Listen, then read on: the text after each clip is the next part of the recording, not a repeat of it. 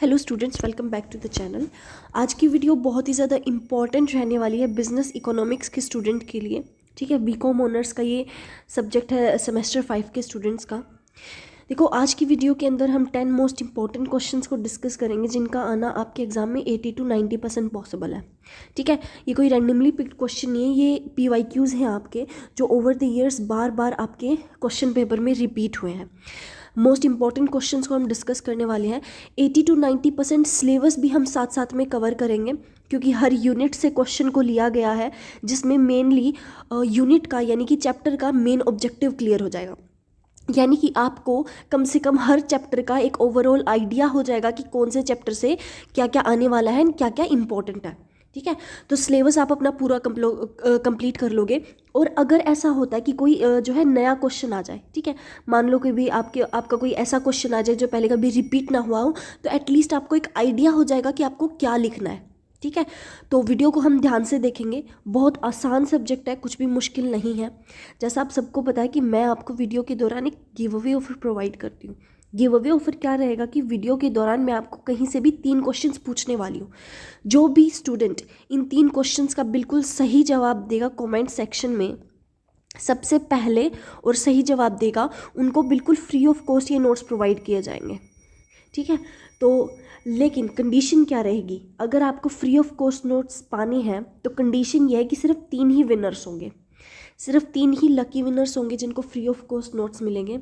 अगर आप उन 3 में से नहीं हैं, अनफॉर्चुनेटली अगर आपको ये मौका नहीं मिलता है, तो आपके लिए एक बहुत ही अच्छा कॉम्बो ऑफ़र निकाला गया है।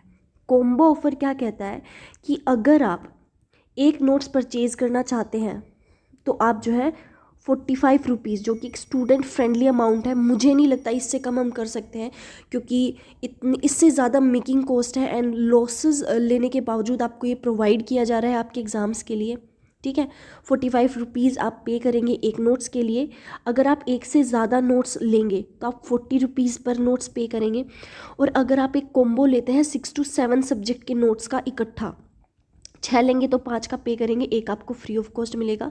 7 लेंगे तो 6 आप परचेज़ करेंगे, एक आपको फ्री ऑफ कॉस्ट मिलेगा। ये कुछ आपके लिए फैसिलिटीज़ प्रोवाइड की गई हैं, मुझे नहीं लगता इससे ज़्यादा आपके लिए कुछ भी किया जा सकता है। ठीक है, तो अच्छे से एग्ज़ाम दो, बहुत आसान सब्जेक्ट है, डिटेल में हम आपको ये एक्सप्लेन करेंगे। ठीक है, क्वेश्चन नंबर 1 से स्टार्ट करते हैं। Starting from the position of consumer equilibrium, show the substitutional effect and income effect of a price change for normal goods. Normal goods का प्राइस चेंज कैसे अफेक्ट करेगा जो है आपके कंज्यूमर इक्विलिब्रियम में। जैसा आप सबको पता है कि आप एक क्वेश्चन का जो आंसर है उसको प्रॉपर तरीके से 3 टाइप में डिस्ट्रीब्यूट करते हो। सबसे पहले करेंगे आप इंट्रोडक्शन, यानी कि वो इंट्रोडक्शन को क्या कहते हैं हिंदी में? परिचय। यस, परिचय। देन मेन बॉडी यानी कि मुख्य भाग, एंड देन आता है आपका कंक्लूजन यानी कि निष्कर्ष। ठीक है, इंट्रोडक्शन के अंदर आप क्वेश्चन के बारे में आपको जो भी पता है वो लिख दो, आसपास का भी कुछ लिख सकते हो। ठीक है, तो इसके अंदर जो है आप 1 पेज का इंट्रोडक्शन लिख दो। ठीक है, तो इंट्रोडक्शन के अंदर क्वेश्चन के बारे में जो भी पता है आपको, जैसे इक्विलिब्रियम, कंज्यूमर इक्विलिब्रियम क्या होता है, इसका मार्केट वैल्यू के अंदर क्या इसका रोल है, ये सब चीज़ें आप डिस्क्राइब कर दो। मेन बॉडी के अंदर आप स्ट्रिक्टली क्वेश्चन का आंसर दोगे। जो सवाल पूछा गया है सटीक आंसर देना है आपने, कोई भी इधर उधर की फालतू बात नहीं लिखनी है। ठीक है, मेन बॉडी के अंदर सीधा आपने आंसर देना है, ये आप 2 पेज का लिख दो। ठीक है, फिर आता है कंक्लूजन। कंक्लूजन के अंदर आपने क्वेश्चन के अंदर जो जो डिफाइन किया है वो सब लिख दो। ठीक है, आपको जो भी पता है वो लिख दो, ये 1 पेज का लिख दो। इससे क्या होगा, 20 नंबर का आपका क्वेश्चन है। ठीक है, 4 पेज लिख दोगे आप, इन सब के मिलाकर 4 पेज हो जाएंगे आपके। तो कम से कम आप जो है एटलीस्ट 15 अबोव मार्क्स तो आप जो है कर ही लोगे। ये एटलीस्ट मैं बता रही हूँ, अगर आपका मेन बॉडी बिल्कुल सही, आंसर बिल्कुल सही दिया है आपने, तो आपके 19 to 20 मार्क्स भी आ सकते हैं। ठीक है, अब हाँ जी, आपने ऐसे करना है। एंड इस तरीके से अगर आप करोगे तो आप प्रॉपरली, आपको ज़्यादा वो करना भी नहीं पड़ेगा। ठीक है, मेन बॉडी के कम से कम 2 पेज तो कम, ये मैं मिनिमम बता रही हूँ। ठीक है, कम से कम, अगर आपको ज़्यादा आता है तो आप अपने अकॉर्डिंग जो है लिख सकते हो। ये मैं उन स्टूडेंट्स के लिए बता रही हूँ जिनको कोई आइडिया नहीं होता है। ठीक है, तो मैं आपको क्वेश्चन आंसर के अंदर सिर्फ और सिर्फ मेन बॉडी जो है एक्सप्लेन करूँगी। आइडिया आप यहाँ से ले सकते हो कि इंट्रोडक्शन और कंक्लूजन में आप क्या लिखोगे, ठीक है। मैं आपको मेन बॉडी समझाऊंगी, यहाँ से आप जो है समझ लेना, ठीक है। तो हम जो है मेन बॉडी से स्टार्ट करेंगे। Substitution effect and income effect of for normal goods. Substitution effect और इनकम इफेक्ट क्या पड़ेगा नॉर्मल गुड्स पे। A consumer is said to be in equilibrium when the highest attainable indifference curve is tangent to the given budget line subject to income and prices। देखो, एक consumer को equilibrium में कब कहा जाता है, जब जो हाईएस्ट अटेनेबल प्राइस आप जब एक प्रोडक्ट का लगा सकते हो वो इक्वल रहे, टेंजेंट पर रहे to the given budget line. Budget line आपकी ये है, ठीक है। और बजट लाइन से जब वो बिल्कुल कांस्टेंट उसके ऊपर जाए तो फिर जो है वो इक्विलिब्रियम में कहलाएगा। किसके लिए? Subject to income and prices. ये किसके सब्जेक्ट में होता है? ये इनकम और प्राइसेस के सब्जेक्ट में होता है, ठीक है। Price change and effects when the price of a normal falls. जब एक नॉर्मल गुड है, मान लो कि बिस्किट है, ठीक है, बिस्किट का प्राइस अगर गिर जाए, अगर उसको कम करना पड़े, the budget line rotate outwards. जो बजट लाइन है वो आउटवर्ड्स को रोटेट करेगी। The consumer moves to a new equilibrium point. नया इक्विलिब्रियम पॉइंट सेट करना पड़ेगा। The total change in quantity demand is called price effect. जो क्वांटिटी डिमांड के अंदर, मान लो कि पहले जो है 400 प्रोडक्ट्स एक हफ्ते में यूज़ होते थे, ठीक है, लेकिन अब वो जो है 200 प्रोडक्ट एक हफ्ते में यूज़ होने लगे। तो ये जो क्वांटिटी चेंज है इसको हम प्राइस इफेक्ट कहेंगे। सब्सटीट्यूशनल इफेक्ट क्या होता है? Substitutional effect refers to the change in consumption caused by the changes in relative prices keeping the consumer's real income constant. Substitution effect का मतलब होता है कि जब एक प्रोडक्ट का प्राइस जो है वो चेंज होता है, change in consumption caused by change of relative price.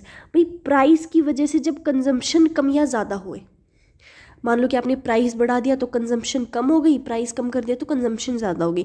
जब आपके प्राइस के ऊपर प्रोडक्ट का बिकना डिपेंड करे तो उसे हम सब्सटीट्यूशनल इफेक्ट कहेंगे, keeping the consumer's real income constant. When the price falls it becomes relatively cheaper. Price गिरेगा तो सस्ती हो जाएगी। The consumer substitutes the cheaper good for the relative expensive goods, ठीक है। For a normal good substitutional effect is always leads to an increase in quantity demand. जब भी जो है नॉर्मल गुड का प्राइस कम होता है तो क्वांटिटी जो है वो बढ़ जाती है, उसकी डिमांड बढ़ जाती है। Diagram explanation. The original equilibrium is on the initial line. A hypothetical budget line parallel to the new budget line is drawn to the tangent of indifference curve, ठीक है। The movement along the same difference curve shows the substitution effect. हाँ जी, income effect देखेंगे अब। The income effect refers to the change in consumption caused by the change in real income due to the price change. Price change से जब real income पर फ़र्क पड़े, और जब रियल इनकम पर फ़र्क पड़े तो प्रोडक्ट का कंजप्शन कम या ज़्यादा हो तो उसे हम इनकम इफेक्ट कहेंगे। फॉल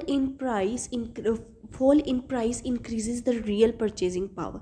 जैसे ही प्रोडक्ट का प्राइस कम हुआ, परचेजिंग पावर बढ़ गई कंज्यूमर की, ठीक है। For a normal good increase in real income increases consumption.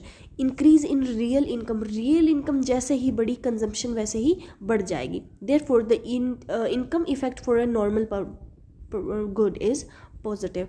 Diagram explanation कैसे रहेगी? The movement of the compensated equilibrium points to the final equilibrium point to a higher indifference curve. Higher indifference curve को जो है ये वो करेगा, इसकी तरफ जाएगा, represents the income effect. Thus the normal good both substitution and income effect work in same direction. यानी कि नॉर्मल गुड और उसके लिए दोनों एक ही डायरेक्शन में जा रहे हैं, ठीक है। ये चीज़ आपने ध्यान रखनी है। Law of variable proportions. Law of variable proportion explains the short-run production relationship between one product is varied while the other factors such as land and capital are kept constant. Law of variable proportion का मतलब है कि जब एक short-run production, एक छोटी सी production की relationship होती है एक प्रोडक्शन, एक फैक्ट्री के बीच में एंड एक ओनर के बीच में, ठीक है, जहाँ पर फैक्टर्स क्या क्या रहते हैं, जैसे लेबर जो है वो रिप्लेसेबल है, लेकिन जो लैंड और कैपिटल है वो कांस्टेंट है। लेबर को आप रिप्लेस कर सकते हो लेकिन लैंड और कैपिटल को नहीं कर सकते ना, डेली का काम नहीं कर सकते आप ये। Statement of the law, according to this law the successive unit of variable factor are added to the fixed factor.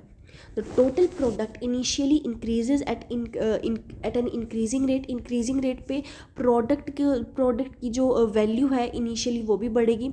The increase of at a diminishing rate and finally starts declining. ये curve कुछ ऐसे जाएगा कि बढ़ता है क्योंकि शुरू में बढ़ेगा और फिर कुछ टाइम तक कांस्टेंट चलेगा, फिर वो धीरे धीरे कम हो जाएगा। ठीक है, stages of low variable proportions कैसे रहेंगे, ठीक है, तो आप ये याद कर लेना। Unit of label total labour total product, ठीक है, TP एंड मार्जिनल प्रोडक्ट। ये आप इस टेबल को फिर ऐसे याद कर सकते हैं। इसके बीच में ये लाइन आएगी, इस कंफ्यूज नहीं होना है आपने, ठीक है। ये यूनिट ऑफ लेबर है, ये टोटल प्रोडक्ट है, ये मार्जिनल प्रोडक्ट है। जब एक लेबर होगा तो टोटल प्रोडक्ट 10 होगी, ये भी सेम होगा। जब 2 होंगी तो ये 30 हो जाएगा, ये 20 हो जाएगा, फिर ये 60 हो जाएगा, 30 हो जाएगा। इन नंबर्स को याद रख लेना, ठीक है।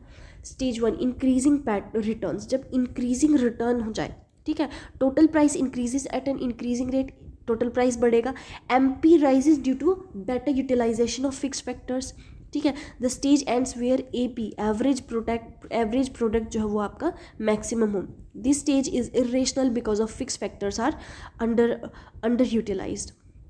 Diminishing returns, TP increases at a diminishing rate, MP जो है वो नीचे गिर जाएगा इस बार, ठीक है। Fixed factor are use optimally.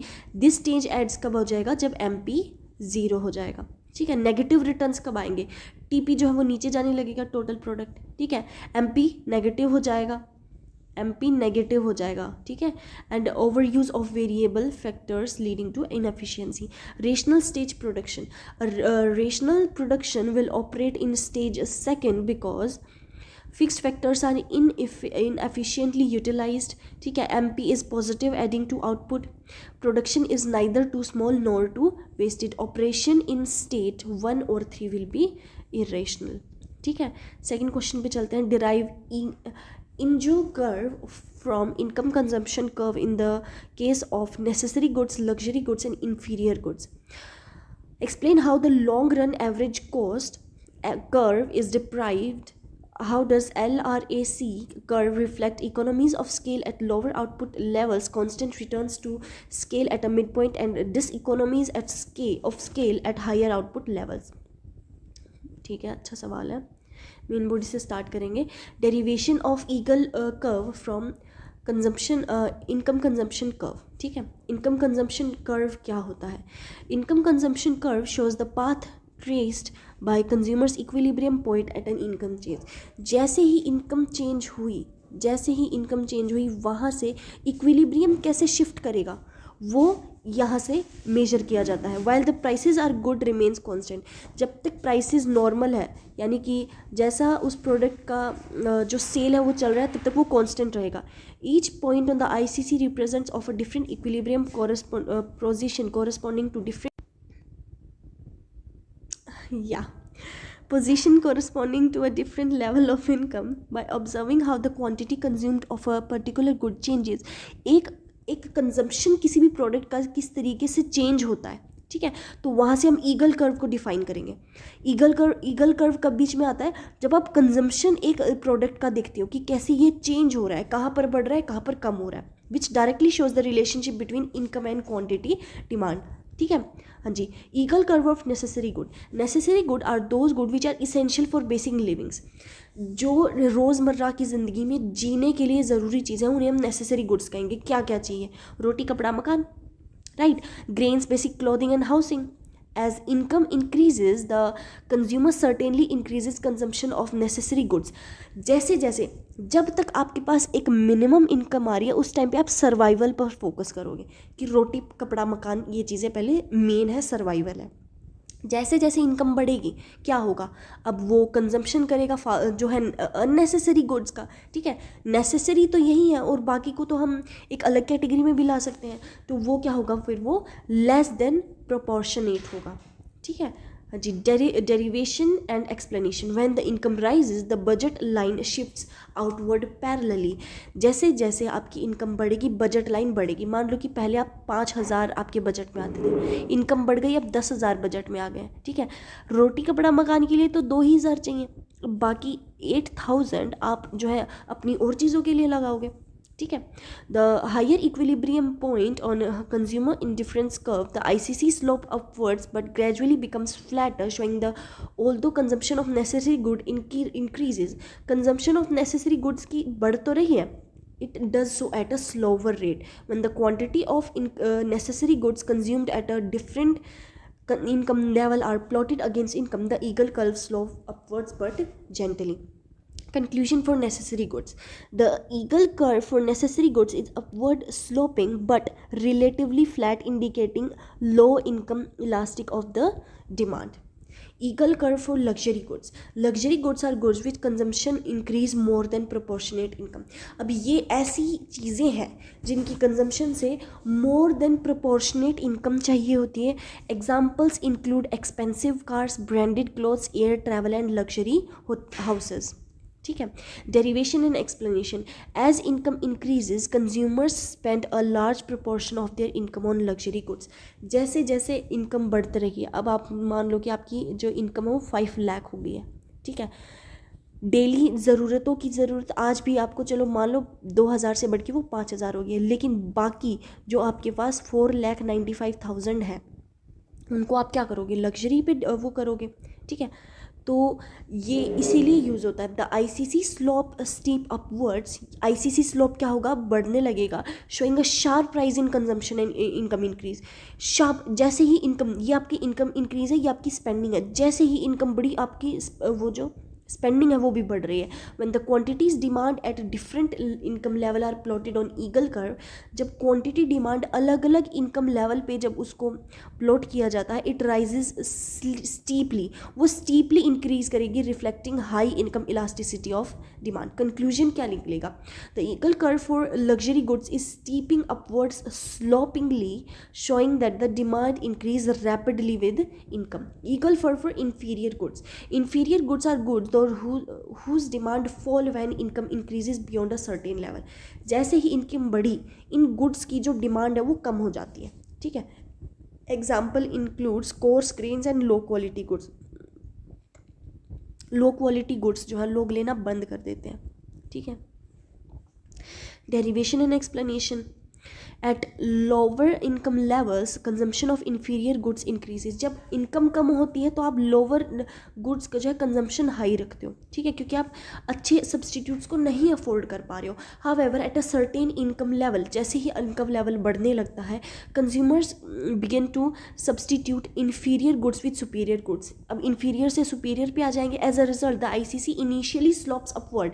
Initially तो वो ऊपर जाएगी but later bends backwards when the plotted ईगल curve bends backward, showing a negative relationship between the income and quantity demand at the higher income levels.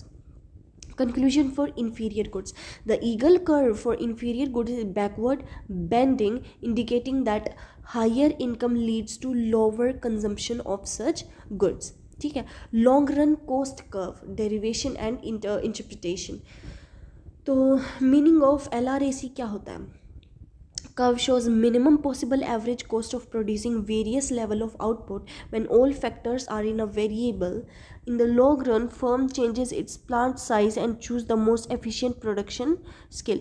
Efficient production scale का मतलब है जिन product का consumption बहुत ज़्यादा हो रहा है उन्हीं प्रोडक्ट को वो आगे आगे क्या करते हैं, वो उनको अपडेट कर करके लाते रहते हैं. जैसे एप्पल है, ठीक है. एप्पल के फ़ोन इतने ज़्यादा फेमस है, जैसे ही एप्पल को पता है कुछ भी वो कभी कभी सिर्फ कैमरा का ही कोई नया फीचर डाल के नया फ़ोन लॉन्च कर देते हैं और दुनिया इतनी उस चीज़ के पीछे पागल हुई रहती है that people start buying that phone. They don't see कि क्या फीचर्स प्रोवाइड किए जा रहे हैं क्या नहीं, they just start buying it blindly, ठीक है. तो ये क्या होती है, ये मार्केटिंग होती है. बिल्कुल वैसे ही जैसे ही कंपनी को पता चल गया कि ये प्रोडक्ट हमारा बहुत अच्छे से बिक रहा है, उसी के ऊपर थोड़ा थोड़ा अपडेट करेंगे. मान लो कि इन्होंने सेरालैक बना दिया, अब अगली बार क्या करेंगे, सेरालैक के अंदर कह देंगे कि भाई हमने इसके अंदर नट्स डाले हैं, ठीक है। अगली बार कह देंगे हमने इसके अंदर सीड्स डाले हैं, अगली बार कह देंगे कि हमने इसके अंदर कुछ डाला है, जो भी ट्रेंड में होगा वही डाल देंगे, वही बना के बेच देंगे, ठीक है। Derivative of LRAC, LRAC curve is the envelope of a number of short run average cost curve. Even SRAC curve represents a different plant size. In the long run the fund is not tied to any one plant. ये किसी एक company organisation से related नहीं होते, can choose the plant that allows it to produce a given level of output at the lowest average cost. The LRAC curve touches each SRAC curve at its least cost point, showing the most efficient scale of production for each output level. Economic of scale, downward sloping LRAC. At lower level of output, the LRAC curve downwards due to the economies of scale. As output increases, the firm benefits from better utilization of machinery का better use करेंगे, division labour division अच्छे से होगा, specialisation और machinery efficiency आएगी, ठीक है। Constant returns to scale, maximum point of LRAC. At a certain level of output the LRAC curve becomes flat. LRAC कम क्या हो जाएगा, बिल्कुल फ्लैट हो जाएगा, and reaches it minimum point, वो अपने मिनिमम पॉइंट पे आ जाएगा, leading to a constant average cost. The point presents optimum scale of production where the firm operates most efficiency. This economies of scale, upward sloping of LRAC. Beyond the optimum scale, further expansion leads to the economies of scale. Managerial efficiency, communication problems, coordination difficulties, and loss of control increases average cost. As a result, LRAC curve slopes upward at a higher level of output. Discuss the different stages of production. At what stage the rational producer operates and why. Main body से शुरू करेंगे. Stages of production under the law of variable proportion. क्या क्या stages of production होती है. The law of variable proportions applies in the short run when least one factor is produced if production is fixed and one factor of variable such as labor. एक चीज़ fixed होती है. Fixed क्या होती है, fixed होती है factory का place, land, rent, ये चीज़ें फिक्स्ड होती हैं. वेरिएबल क्या होता है, लेबर होता है. As more units of variable factor are employed, जितनी ज़्यादा लेबर्स को एम्प्लॉय किया जाएगा, output changes in a systematic manner leading to the 3 distinct stages of production. पहली क्या है, stage of increasing returns. In stage 1 total product increases at a increasing rate. Total product जो है वो बढ़ जाती है, and managerial marginal product rises. This happens because the fixed factors such as machinery and land, machinery और land है वो under utilise किए जा रहे हैं initially, and additional unit of the variable factor lead to the better division of labour and specialisation. Average product also rises and reaches its maximum at the end of this stage. However, stage 1 is considered irrational for production because the firm is not fully utilizing fixed resources.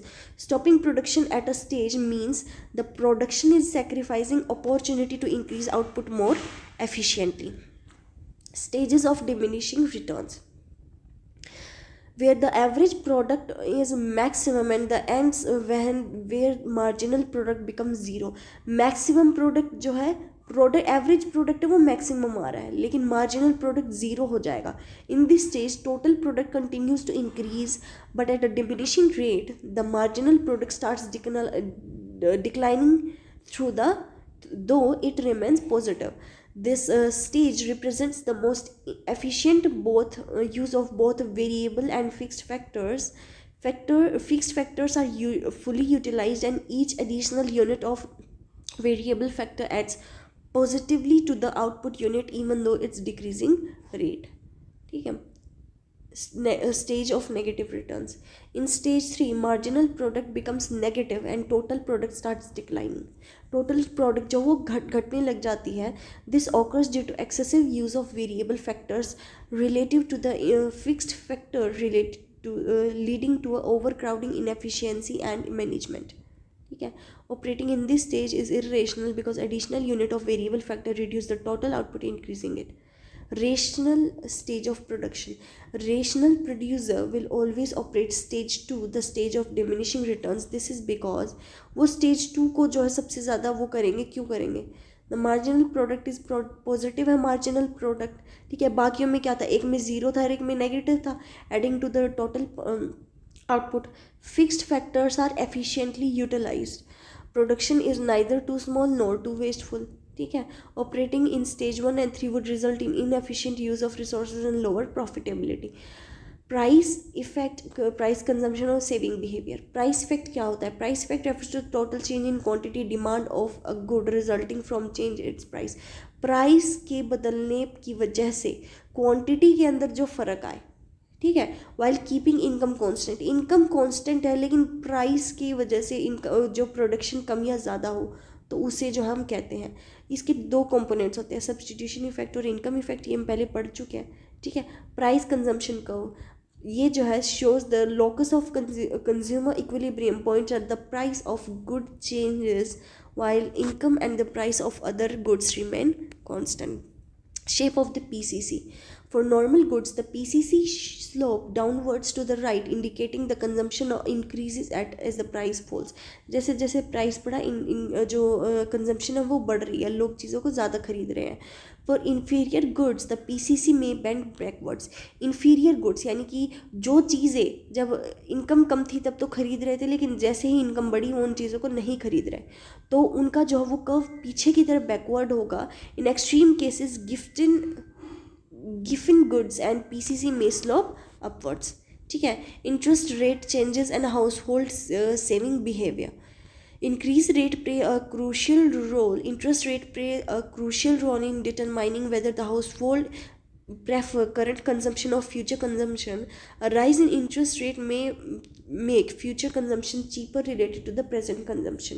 Future consumption cheaper लगने लगती है अगर interest rate बढ़ा दिया जाए तो. The budget constraints becomes steeper, encouraging substitution of future consumption of present consumption, ठीक है. This creates a substitution effect which increases saving. However, high interest rates also increase income from savings, which may increase current consumption through income effect. The final impact on a saving depends on the relative strength of substitution and income effects. Thus, household saving behavior is influenced by changes in interest rates, both price and income effects.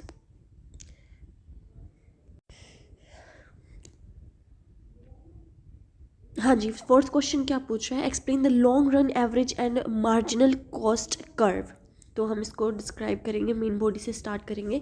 Long run average cost, LRAC को दोबारा define करना है, ठीक है. Shows the minimum possible average cost of product each level of output when all factors of production are variable. जब हर production variable का यहाँ पे क्या मतलब है कि अब तक प्रोडक्शन डिफाइंड नहीं है, ठीक है. जब वेरिएबल कॉस्ट रहेगी और उस टाइम पे जो मिनिमम एवरेज कॉस्ट प्रोडक्ट की लग रही है, ठीक है, उसे हम जो है LRAC बोलेंगे. In the long run the firm is free to change the plant size and adopt the most efficient production technique. Efficient production technique का यहाँ पे मतलब है कि जो चीज़ उनको सबसे ज़्यादा अप्रोप्रिएट लग रही है प्रोडक्ट बनाने का तरीका, उसे वो अडेप्ट कर सकते हैं. Derivation of LRAC curve is derived as an envelope of series of short run average cost curves. Each SRAC curve represents different plant size. In the long run, the firm selects the plant that allow it to produce a given product at a lowest average cost. Lowest average cost पे जो define करेंगे. Touches the SRAC curve at a minimum point, indicating the least cost method of production for the output level. अब shape of LRAC curve, shape क्या आएगी? इसका shape ना U shaped रहती है वो, ठीक है. इसकी 3 phases होती है. क्या रहती है? Downward sloping portion. ये डाउनवर्ड स्लोपिंग पोर्शन क्या डिस्क्राइब करता है? Due to economies of scale. ये इकोनॉमीज ऑफ सेल फैक्टर को ये वाला डिस्क्राइब करेगा. ये फ्लैट पोर्शन, ये जो फ्लैट पोर्शन रहता है, ये constant returns to the scale, ये वो रिप्रेजेंट करता है कि जो कांस्टेंट उनको रिटर्न्स आ रहे हैं, ठीक है, मान लो कि उनको 3x जो है रिटर्न्स आ रहे हैं। अब ये इनके ना कांस्टेंट है, अब वो सेल को बढ़ा दे कम करते डजंट मैटर, ये तो इनके पास आएगा ही आएगा। ठीक है, अपवर्ड स्लोपिंग पोर्शन क्या है, due to diseconomies of scale, diseconomies को, ये इकोनॉमीज के लिए और डिस इकोनॉमीज के लिए। ठीक है, अब reason for economies sorry, reason for economies and diseconomies of scale. Economies of scale क्या होता है, arise due to specialisation, technical efficiencies, better use of machinery and managerial efficiency. Diseconomies कब होती है, due to coordination problems, managerial inefficiency and communication gaps in very large firms. Long run marginal cost LRMC, ठीक है, curve shows change in total cost circulating from production to one additional unit of output in the long run when all inputs are variable। ठीक है, relation क्या रहेगा LRAC और LRMC में, क्या relation होता है, जब LRMC छोटा होता है तो LRAC क्या करेगा, गिरेगा, यानी कि लॉस होएगा। ठीक है, दोनों इक्वल होते हैं तो क्या, ये मिनिमम भी रहेगा। ठीक है, और जब ये बड़ा हो जाएगा LRMC तो ये जो है राइज कर जाएगा। यहाँ पे आप यू शब्द कर्व का भी जो है एग्जाम्पल ले सकते हो। ठीक है, दस LRMC curve intersects the LRAC curve at its minimum point, just like short run cost curves। Concept of rent control, meaning of rent control. Rent control is a form of government imposed price ceiling that sets maximum rent landlords can charge for housing using below market equilibrium rent. It is often introduced to make housing affordable for two income tenants। ये क्या है, ये government जो है imposed price ceiling है, जो क्या करती है कि जो मैक्सिमम रेंट लैंडलॉर्ड्स हैं, ठीक है, उनको चार्ज करती है हाउसेस जो कि यूजुअली बिलो मार्केट, मतलब मार्केट में जिनका रेट कम है। ठीक है, गवर्नमेंट क्या करती है, हाई जो लैंडलॉर्ड्स हैं उनको हाई प्राइस में ये प्रोवाइड करती है। ठीक है, rent control in the short run. Short run effect क्या रहेंगे, housing supplies is relatively inelastic in the short run. When the rent is fixed below equilibrium, quantity demanded exceeds quantity supplied. जो quantity की demand है, जितना उन्होंने जो product बनाया है, क्वांटिटी डिमांड वो बहुत ज़्यादा हो रहती है। ठीक है, tenants benefit from lower rents while landlord suffer reduced income. Tenants को फ़ायदा मिलता है कि उनकी जो रेंट है वो कम हो गया, और लैंडलॉर्ड्स को नुकसान होता है। ठीक है, डायग्राम एक्सप्लेनेशन कैसे रहेगा, is drawn below the equilibrium rent at this control this rent demand exceeds supply in resulting in excess demand or shortage of housing। अब हम चलते हैं rent control in the long run.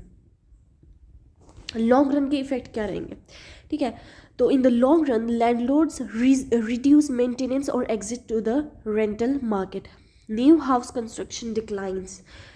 Long run effect में जब इनको जो है profit नहीं दिखता तो ये कंस्ट्रक्शन जो है कम कर देते हैं। Quantity of house deteriorates. Quantities जो है हाउस की क्वांटिटी कम हो जाती है जहाँ से डिमांड बढ़ेगी।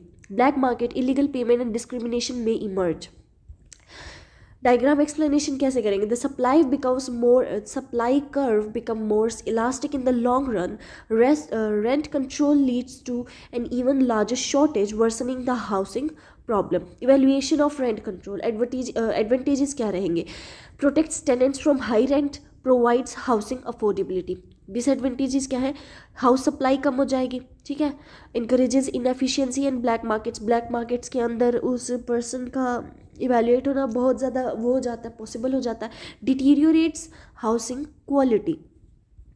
कंक्लूजन आई होप आप कर लेंगे। Explain the different degrees of price discrimination, also state whether a particular degree of discrimination will be profitable for the firm. ये वो वाला डिस्क्रिमिनेशन नहीं जो आप सोच रहे हो, ये बिजनेस के वाला है। ठीक है, degree of price discrimination. Price discrimination refers to the practice of being charge different prices from different consumers और different unit of the same commodity without corresponding differences in the cost. दो community के लोग हैं, ठीक है, for example ये person rich है, ये पर्सन जो है मिडिल क्लास है। एक प्रोडक्ट है, सोप है कोई भी, ठीक है, सोप, यही सोप इस पर्सन को बेचा जाएगा 2000 रुपये में, यही सोप इसी पर्सन को बेचा जाएगा 200 रुपये में।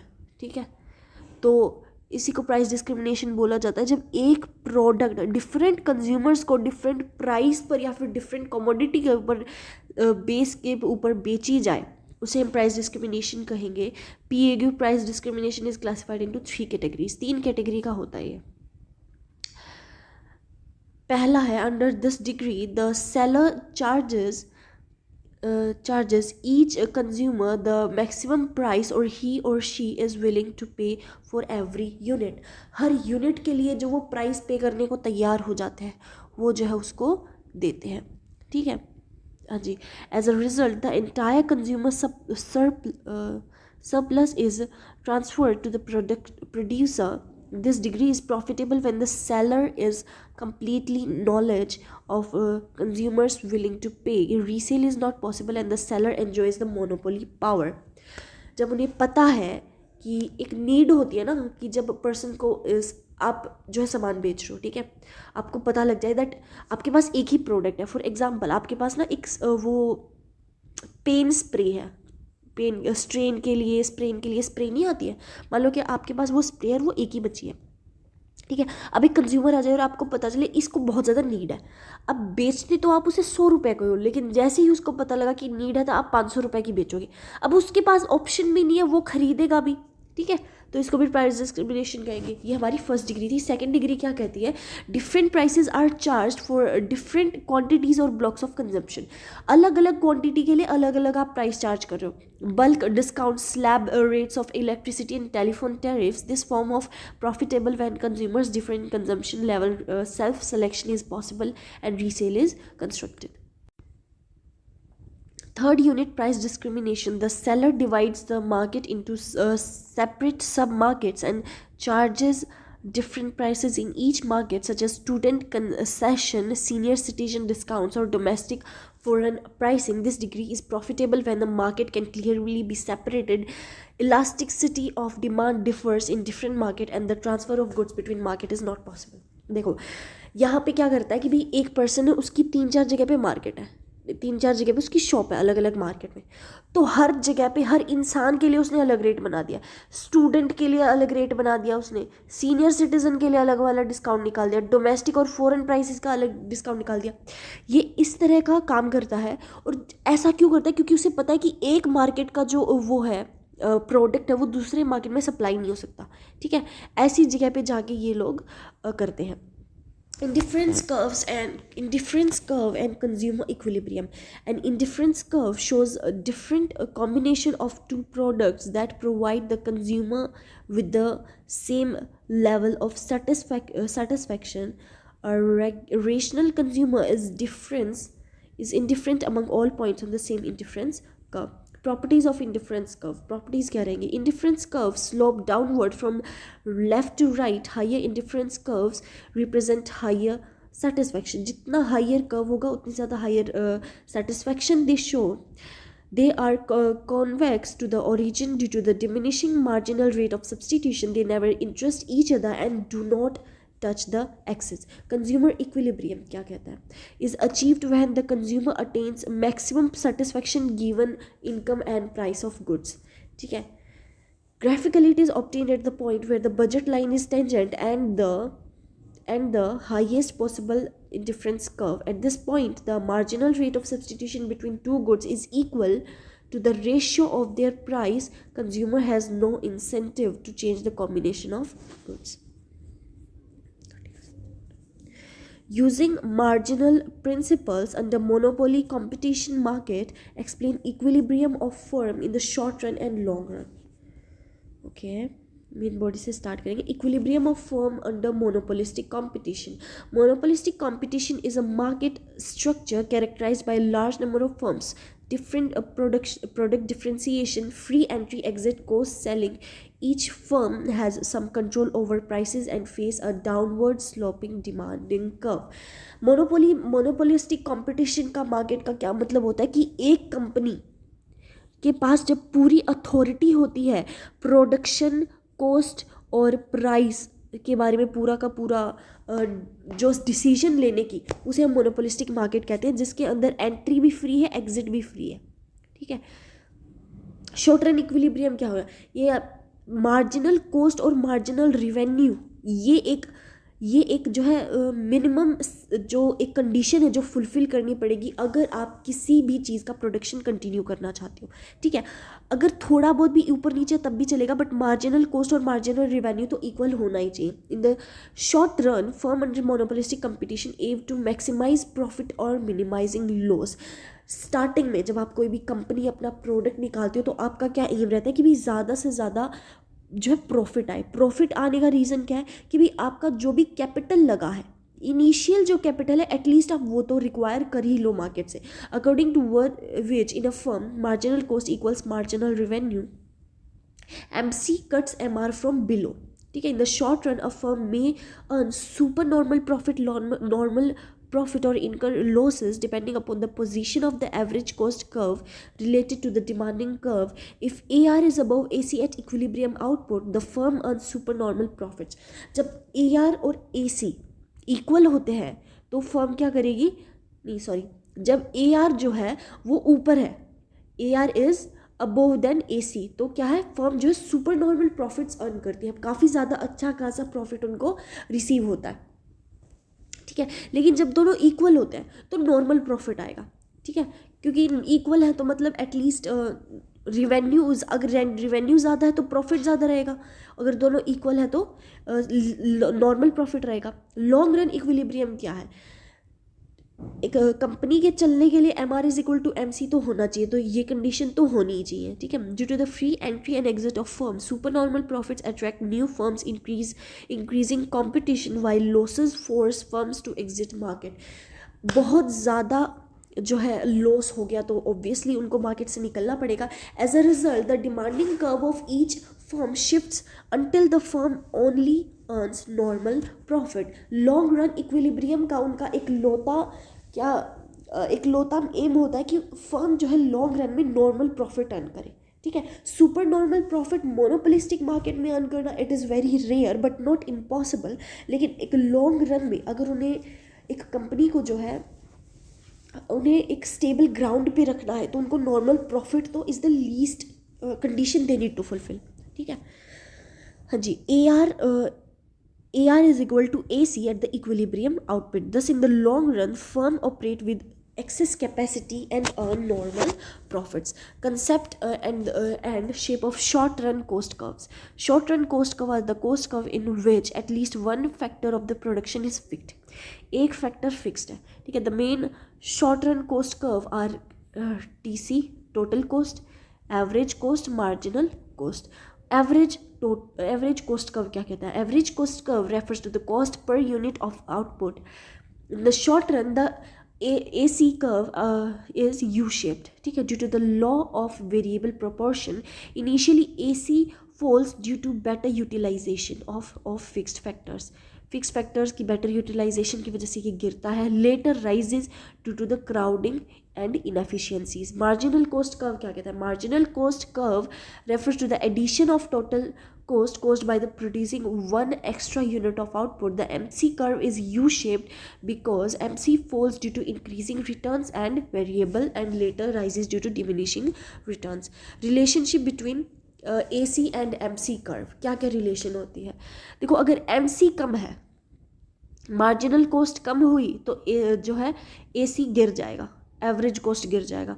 मार्जिनल कोस्ट अगर इक्वल हुई तो AC मिनिमम है, और अगर ये ज़्यादा हुई तो AC राइजेज, यानी कि प्रॉफिट है। Graphically MC curve interacts the AC curve at its minimum point. The relationship is explain with the example of diagram showing output on the X axis, ठीक है, where the both AC and MC U shaped and the MC cuts AC at its lowest point, ठीक है। Question number 7 पे आते हैं। हाँ जी, 7th question है, how monopolistic market is different from the monopoly market. Monopolistic और monopoly है, ध्यान रखना। Also explain how is the equilibrium attend in short run and long run in monopolistic competition market. ये बहुत अच्छा क्वेश्चन है, ये पहले भी मेरे ख्याल से मैं 2-3 बार पढ़ा चुकी हूँ इस क्वेश्चन को, आपने ध्यान से देखना है, ठीक है। Difference between monopoly and monopolistic competition. अब monopoly is a market structure. Monopoly क्या है? मोनोपोली एक मार्केट स्ट्रक्चर है where a single seller of product is no with no close substitutes or strong barriers to entry. ठीक है. The monopolist is a market price maker and faces the entire market demand curve. Monopoly क्या होता है? Monopoly ना एक market structure है जहाँ पर एक प्रोडक्ट बनाने वाला एक ही पर्सन होता है. ठीक है. जैसे लैम्बोर्गिनी है, लैम्बोर्गिनी बनाने वाली 3-4 कंपनीज तो नहीं है ना, एक ही कंपनी है जो लैम्बोर्गिनी बनाती है. तो ये क्या होगी? ये मोनोपोली मार्केट है. इसके लिए यहाँ पे कंपटीशन बहुत ही रेयर होता है. ऐसा होता ही नहीं है कभी. जैसे मर्सिडीज़ हो गई, रोल्स रॉयस हो गई, ये जो आपने कार देखी है, ठीक है, इन कार्स का ऐसा तो कभी नहीं देखा ना कि भी रोल्स रॉयस दो कंपनियां मिलके बना रही है, एक ही बना रही होती है. तो ये होता है मोनोपोली मार्केट. ठीक है. अब मोनोपोलिस्टिक कंपटीशन क्या होता है? In monopolistic competition consist of a large number of firms selling differentiated product. Each firm has some control of price over due to the product differentiation but close substitutes available entry and exit are relatively free. यहाँ पर क्या होता है? 3-4 companies हैं, एक ही जैसे product बना रही है लेकिन थोड़ा बहुत अलग कर दिया. जैसे मान लो इसने एडवर्टाइजिंग अलग कर दी, इसने अपनी प्रोडक्ट के अंदर, मान लो ये लोग टूथपेस्ट बेच रहे हैं, ठीक है, इसने कह दिया कि भाई हम तो ना बिल्कुल नेचुरल टूथपेस्ट बेचते हैं. ये कहते हैं कि हमारी टूथपेस्ट में नमक है, ये कहेंगे हमारी टूथपेस्ट में जड़ी बूटियाँ हैं. प्रोडक्ट सब सेम बेच रहे हैं, ठीक है, लेकिन थोड़ा थोड़ा अलग करके सब अपने अपने हिसाब से बेच रहे हैं. ये होता है. ठीक है. क्लोज सब्स्टिट्यूट्स होते हैं प्रोडक्ट. एंट्री और एग्जिट मार्केट में बिल्कुल फ्री होती है, आओ जाओ टोटली आपकी मर्जी होती है. और उनके ऊपर ना एक प्राइस डिटरमाइन करने की एक फ्रीडम होती है. ठीक है. उनके पास इतनी पावर होती है कि वो प्राइस डिटरमाइन कर सकें. Under monopoly the firm can earn super normal profit even in the long run due to the entry barriers. Entry barriers की वजह से मोनोपोली के अंदर जो है लॉन्ग रन, यहाँ पे मोनोपोली डिस्कस कर रहे हैं, मोनोपोलिस्टिक कंपटीशन नहीं है ये. मोनोपोली क्या सुपर नॉर्मल प्रॉफिट आप कमाते हो. क्यों? क्योंकि भाई आप एक ही तो बना रहे हो. अब आपका मान लो प्रोडक्ट बहुत अच्छा चल गया, लैम्बोर्गिनी बहुत ज़्यादा फेमस हो गई, तो इसी के पास आएंगे ना सारे. ऐसा तो नहीं है कि लैम्बोर्गिनी लेने 3-4 जगह चले जाएंगे, है ना.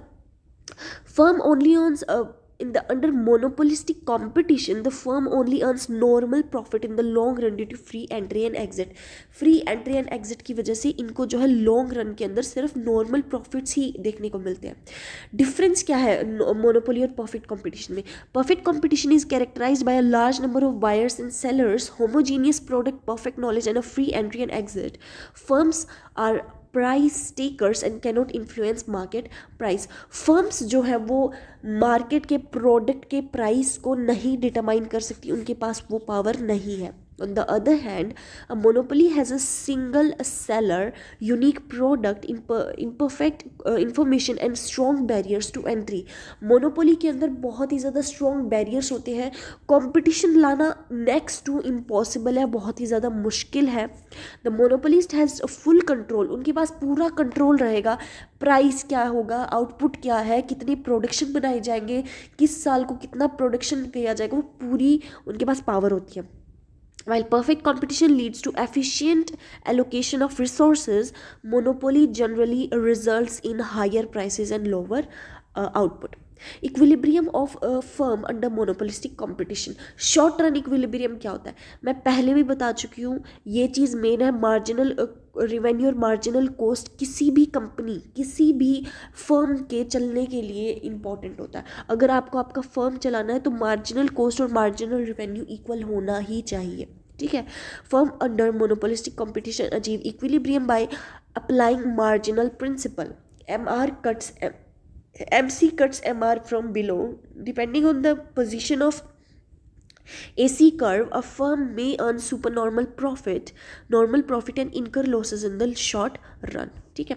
लॉन्ग रन कैसे रहेंगे? फिर से MR is equal to MC होना चाहिए. Marginal cost, marginal revenue same होना चाहिए. In the long run entry and exit of the firm eliminate supernormal profit. New firms enter, नई फर्म्स आएंगी.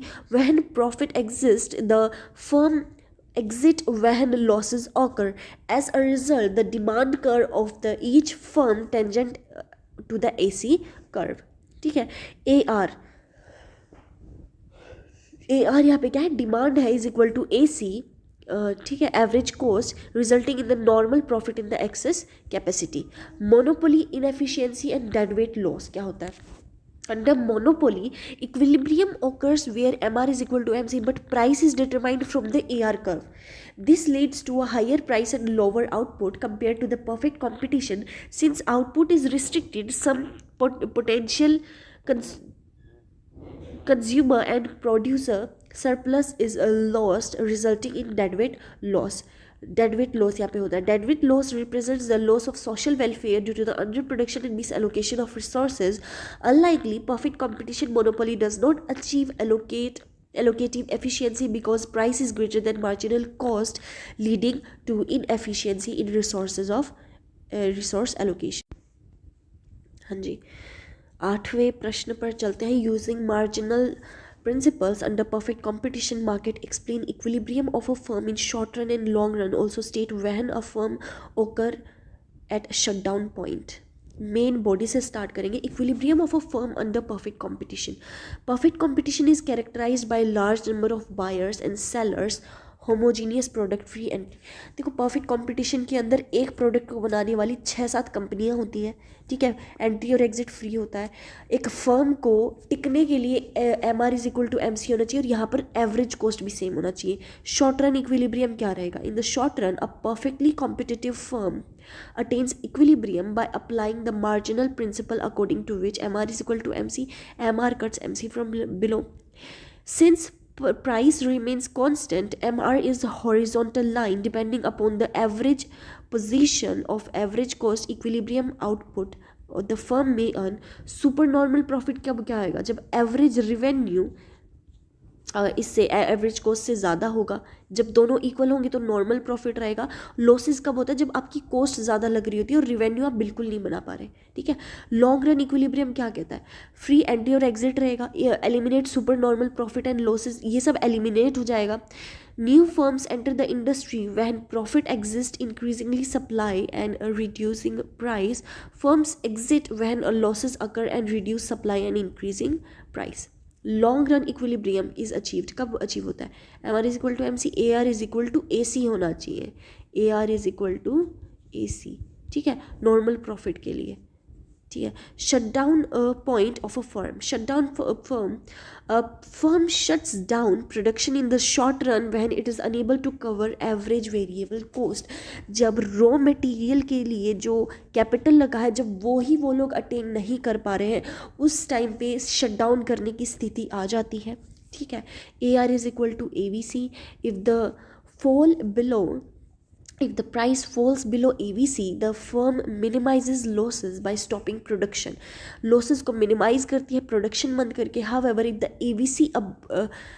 the price is above ABC, average और variable cost से तो ज़्यादा है लेकिन average cost से कम है, तो firm जो है continue करती है production को losses होने के बावजूद, क्योंकि variable cost cover हो रहा है, raw material का cost तो at least cover हो रहा है, इस उम्मीद में कि प्रॉफिट हो सकता है. Relationship between elasticity of demand AR MR TR. Elasticity of demand measures the degree of responsiveness of quantity demanded to change in price and play crucial role in the determining total revenue. When demand is elastic, a fall in price leads to the increase in total revenue and MR is positive. When the demand curve is unit elastic, ED is equal to 1, TR maximum हो जाएगा and MR 0 हो जाएगा. जब ED छोटा है 1 से तो क्या हो जाएगा? Price leads to decrease in TR and MR becomes negative. Business implications of elasticity of demand. Elasticity of demand के कुछ सेवरल इम्प्लीकेशंस होते हैं. जैसे it helps firms in price decisions. Price पता करने में मदद करती है. आउटपुट और सेल प्लानिंग मदद करनी है. ठीक है. It influences advertising marketing strategies.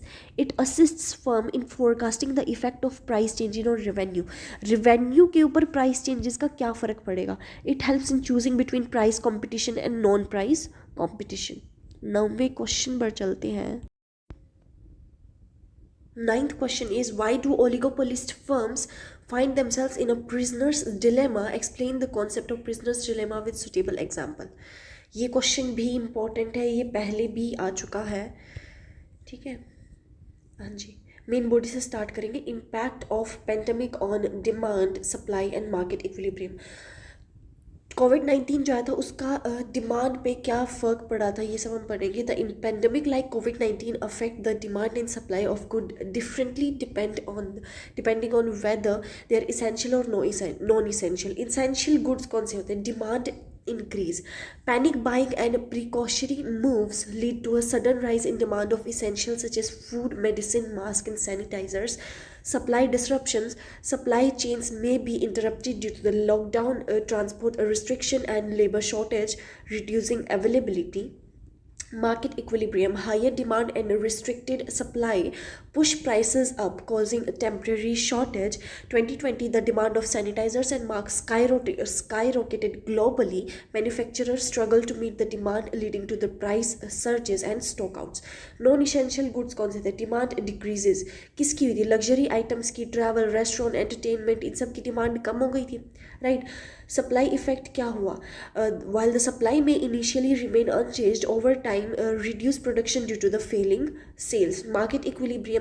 Lower demands with stable supply leads to the excess stock and falling prices. Airline ticket, luxury clothing, and hotel bookings saw dramatic decline due to the pandemic. Firm adoption strategies carry diversification. Companies like distillers and textile firms switch to production to hand sanitizers and masks. जो कपड़े बनाने वाली textile firms भी थी वो भी sanitisers बनाने लग गई थी. Digital transformation. Online sales and delivery system were expanded. E-commerce platform became primarily distribution channel.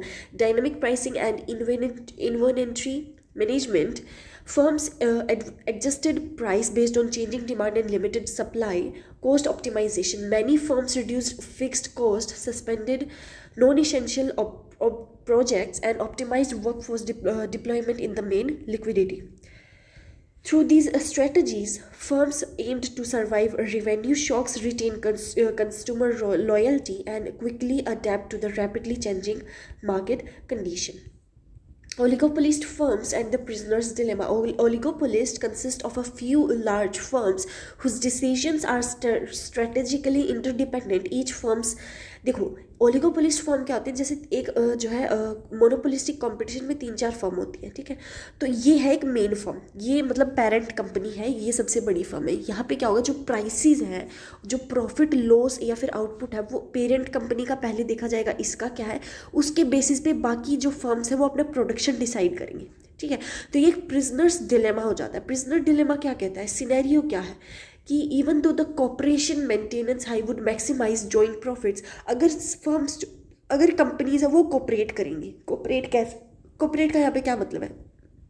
मान लो कि ये 3 कंपनी है, ठीक है? इन्होंने डिसाइड किया कि भाई दिवाली का टाइम चल रहा है, सब ना 2% नहीं सॉरी 5% सेल रखते हैं सभी के सभी उस पर, ठीक है, अच्छे प्रोडक्ट्स पे. लेकिन इन्होंने कर लिया कि कोऑर्डिनेट करेंगे, लेकिन इस कंपनी के अंदर ना लालच आ गया, ठीक है? तो इसने क्या किया? 5% की बजाय इसने 15% रख दिया प्रॉफिट उसी प्रोडक्ट के ऊपर. तो इसका तो प्रॉफिट जाएगा क्योंकि इसकी प्रोडक्ट की बिक्री ज़्यादा होगी, इन दोनों की नहीं होगी. तो यहाँ पे ये सिनेरियो जो होता है इसे हम प्रिजनर्स डिलेमा कहते हैं. प्रिजनर डिलेमा क्यों कहते हैं? ठीक है, एक सिनेरियो दिया जाता है जिसके अंदर एक रूम में 2 प्रिजनर्स को बिठाया जाता है. उसके अंदर क्या होता है कि अगर एक दूसरे को मिल के अगर कोई काम करेंगे तो उनकी सज़ा कम हो जाएगी. अगर ये इसको धोखा देगा तो इसकी सज़ा कम होगी, इसकी सज़ा बढ़ जाएगी. और अगर दोनों ही एक दूसरे को धोखा देते हैं तो दोनों की ही सज़ा बढ़ जाएगी, ठीक है? तो ये प्रिजनर्स डिलेमा होता है क्योंकि कंपनीज एक दूसरे के साथ कोऑर्डिनेट नहीं करती हैं. एक दूसरे को गिराने के चक्कर में, अपनी सेल्स बढ़ाने के चक्कर में ये कोऑर्डिनेट नहीं करती हैं. और लॉन्ग रन के अंदर क्या होता है? लॉन्ग रन के अंदर एक लॉस झेलना पड़ता है सभी की सभी को. ऐसा नहीं है कि इसने कर दिया तो इसका ही प्रॉफिट होगा, लॉन्ग रन में इसका भी लॉस होगा. क्यों होगा? इसने 5% प्रॉफिट कर दिया, 5% इसने सेल लगा दी, तो अब इन दोनों को बेट्रियल फील हुआ. इसने किया कि इसको 5 है छोड़ मैं 10 लगाऊंगा, इसने 10% सेल लगा दिया, अब इसका फ़ायदा हुआ. अब ये क्या करेगा? ये इनसे भी समझदार बनेगा, ये 15% प्रॉफिट लगाएगा. अब देखा जाए तो ये अगर 15% सेल लगा रहे तो इनका कॉस्ट भी तो कम हो रहा है ना, तो अल्टीमेटली जो है नुकसान सबको होने वाला है. Real world combine insights, market shock and plus strategic behaviour. The pandemic also demonstrated oligopolistic strategies in real life. Large supermarket chains and pharmaceutical firms coordinated supply chain for essentials. Coordinate उन्होंने किया Airlines faced prisoners' dilemma during travel, demanding collapse, balancing price cuts and potential revenue loss. Both examples show that the external shocks and strategic interdependence shaped firms' decide pricing and market equilibrium simultaneously. ठीक है, 10वें प्रश्न पर चलते हैं. Short notes लिखने हमें access capacity hypothesis पे, king demand curve, peak load pricing, rent control in short run and long run. Access capacity hypothesis क्या होता है? The excess capacity hypothesis is associated with the monopolistic competition and was developed by Edward Chamberlain. It states that firms under monopolistic competition operate below the minimum point of average cost in the long run में उनको minimum अपना average cost रखना चाहिए, meaning they should produce less, production कम रखो then the output which average cost is minimised. Reason: due to the product differentiation and downward sloping demand, each firm faces some market power allowing it to set prices above the marginal cost. Implication क्या रहेगी? Firms earn normal profit in the long run but have unused capacity leading to the inefficient resource allocation. Graphical representation: the AC curve is U-shaped and demand curve is tangent to the AC above minimum, showing excess. यहाँ पे अब मैं आपसे वो 3 questions पूछने वाली हूँ जिनकी मदद से आप फ्री ऑफ कॉस्ट ये नोट्स ले सकते हैं. पहला is define monopolistic competition. Monopolistic competition क्या होता है? Second is define monopoly. Monopoly क्या होता है? ठीक है. And the third question is what are LRMA and LRMC. LRMA and LRMC क्या होते हैं? ठीक है, बहुत ही आसान टॉपिक्स हैं. आई होप आप डिफाइन कर पाएंगे. ओके, हाँ जी, तो हम कहाँ पर थे? इससे तो आ गए थे. हाँ जी, सेकेंड पार्ट पर चलते हैं. Kinked demand curve. The kinked demand curve theory explains price rigidity in oligopoly market defined by Paul Sweezy. Concept क्या कहता है? Oligopolist believes that if it raises prices competitors will not follow. अगर उन्होंने कह दिया कि भाई हम साबुन का प्राइस बढ़ा देंगे तो और फॉलो नहीं करेंगे. Demand is elastic above current price. If it lowers price competition follow. अगर इन्होंने प्राइस कम कर दिया तो कॉम्पिटिटर्स फॉलो करेंगे, जिससे डिमांड जो वो इनइलास्टिक हो जाएगी. This create a kink in demand curve at the current price. Implication: marginal revenue cost is discontinuous at a kink, so firms avoid changing prices leading to the price stability even with cost change. cost change होने के बाद भी ना तो वो price को बढ़ाते ना घटाते हैं, फिर इसकी वजह से प्राइस स्टेबिलिटी रहती है. Peak load pricing. Peak load pricing is a pricing strategy used to manage demand when it fluctuates over the time. Common in electricity, transport and water supply. Concept: prices are higher during peak demand. Peak demand के ऊपर जो है prices ज़्यादा रहते हैं and lower during the off peak periods to efficiency utilize capacity. ठीक है. Objective: to reduce congestion, allocate resources efficiency and cover fixed cost of infrastructure. Example: electricity rates are higher in the evening and lower at the night. Okay. Rent control in the short run and long run. Rent control is a government intervention that sets maximum legal rent landlords can charge to protect tenants. Short run effects क्या रहेंगे इसके?